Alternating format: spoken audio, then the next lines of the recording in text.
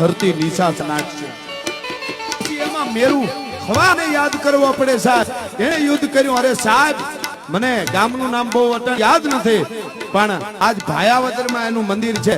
વચ્ચે વાત યાદ આવી એટલે એક વાળંદનો 17 વર્ષનો દીકરો હતો. વાળંદનો સાહેબ, અને પટેલના દીકરાને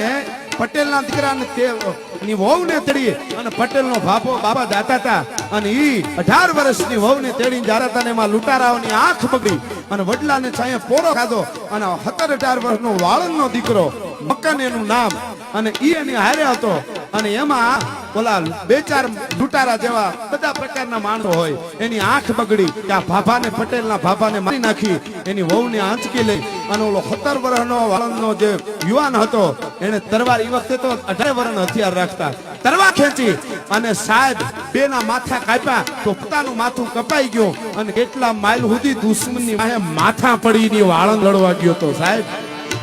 આવી તો કેટલી વાતો છે સાહેબ જે છે એવી તો. પણ કેવાનો અર્થ મારો એ છે કે ઉપરા ઉપર પુસ્તક ખડકતા જાઓ તો હગમાં ભગવાની નિહાણી થઈ જાય. એટલા ક્ષત્રિયોના ઇતિહાસો છે. એટલે એને કોઈને એમ ન લાગે સાહેબ ઘણા કે તમે આમ કરો છો ને તમે આની જ વાતો કરો છો. અરે જેનામાં જોયું એને અમે ન કહી તો અમને પાપ લાગે સાહેબ. એટલા માટે આ વાતો કરી છે સાહેબ. હા.